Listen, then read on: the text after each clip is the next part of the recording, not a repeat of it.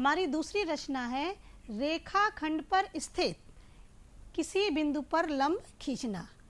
हमें इसमें क्या क्या ज्ञात है? एक रेखाखंड AB और उस पर स्थित बिंदु P है। पहले निर्णय में हमारा दिया हुआ है रेखाखंड पर स्थित किसी बिंदु पर लंब खींचना, तो हमने रेखाखंड AB खींच ली और उस पर हमने एक बिंदु ले लिया और उसका नाम हमने लिख दिया P। जब आप रचना करेंगे तो ये नाम आप अपनी मर्जी से भी ले सकते हैं, लेकिन आपको पता होना चाहिए कि रेखाखंड का नाम हमेशा कैपिटल इंग्लिश के कैपिटल लेटर से ही लिखा जाता है। तो हमने ले लिया यहाँ रेखाखंड AB और इस पर हमारा बिंदु हो गया P, और अब हमें इस पर रचना करनी है बिंदु P से रेखाखंड AB पर लंब खींचना। इसे भी पहले हम चित्र के माध्यम से सीखते हैं। ये हमारी रेखाखंड थी AB पर एक बिंदु हमने लिया P।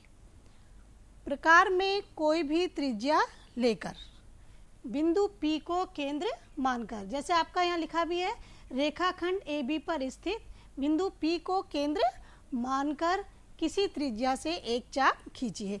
यानी प्रकार में आपने कोई दूरी ले ली, बिंदु P को केंद्र मानकर आपने प्रकार घुमाया। जब आप प्रकार घुमाते हैं तो ये रेखाखंड AB को L और M बिंदु पर काटता है। आपने प्रकार घुमाया और इसने रेखाखंड AB को L और M बिंदु पर ये काटता है। बिंदु L को केंद्र मानकर जो आपने पहली रचना की थी उसी रचना पर आपको सोचना है कि आपने कैसे किया था। बिंदु L को केंद्र मानकर आपको एक चाप लगाना है, लेकिन चाप लगाते समय आपको प्रकार में दूरी कितनी लेनी है? L और M की आधे से अधिक दूरी लेनी है। L और M के आधे से अधिक त्रिज्या लेकर आप एक चाप लगाएंगे।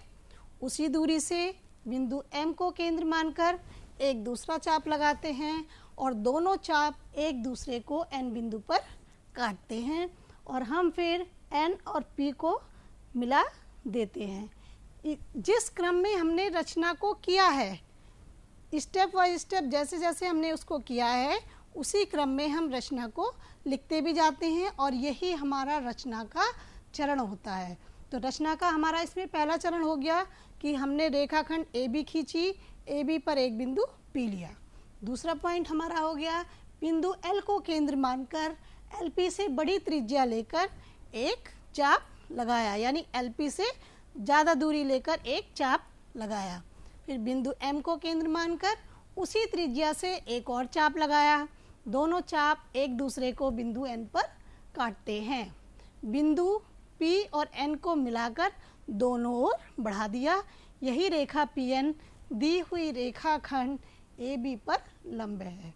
तो चित्र के माध्यम से आपको समझ में आ गया होगा बच्चों। अब हम करते हैं इसको पेपर पर बनाकर देखते हैं। आइए अब हम इसे पेपर पर बनाकर देखते हैं। सबसे पहले हम एक रेखाखंड AB खींचते हैं। ये हमारा रेखाखंड हो गया A और B, A B। इस पर हम एक बिंदु लेंगे P। प्रकार में कोई भी दूरी लेकर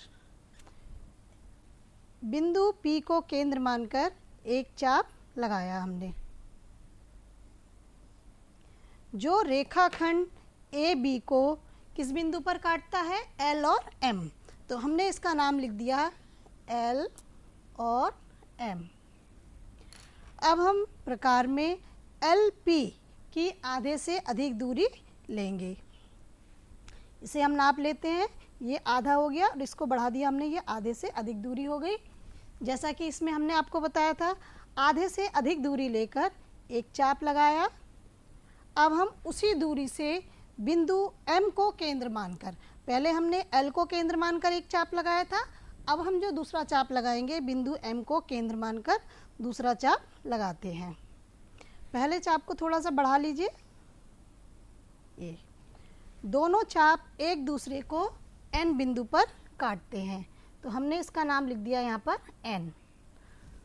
और इसको हमने बिंदु P से मिलाते हुए आगे हम बढ़ाते हैं।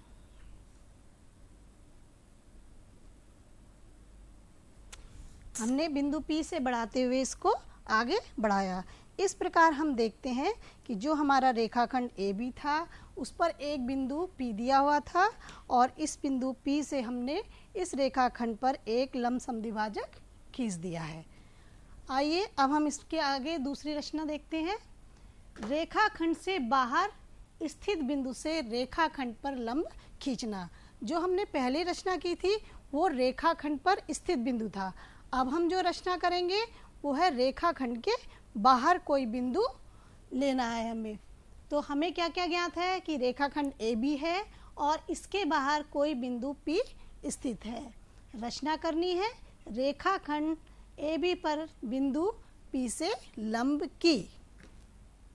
पहले हम इस रचना को भी चित्र के माध्यम से सीखते हैं। हमने रेखाखंड AB खींची। रेखाखंड AB के बाहर हमने एक बिंदु P लिया।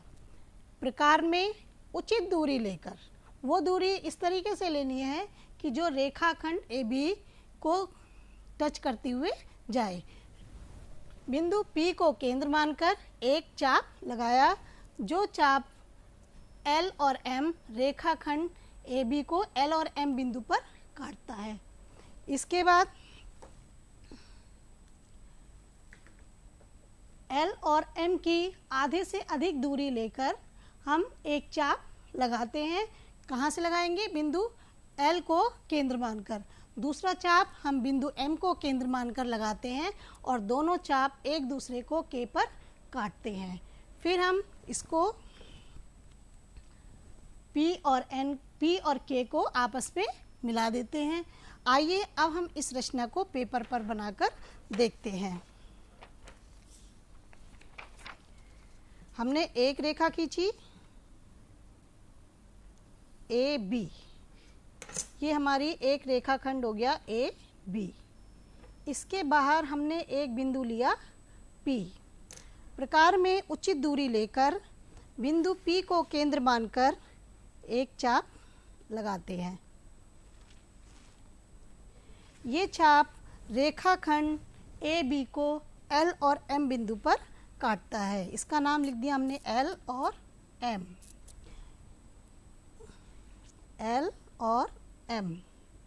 L M की आधे से अधिक दूरी अब हम प्रकार में लेते हैं और एक दूसरा चाप रेखाखंड के P, जो बिंदु हमने P लिया था उसके विपरीत दिशा में लगाते हैं। उसी दूरी से बिंदु M को केंद्र मानकर एक दूसरा चाप लगाते हैं। दोनों चाप एक दूसरे को K बिंदु पर काटते हैं। P और K को हम मिला देते हैं।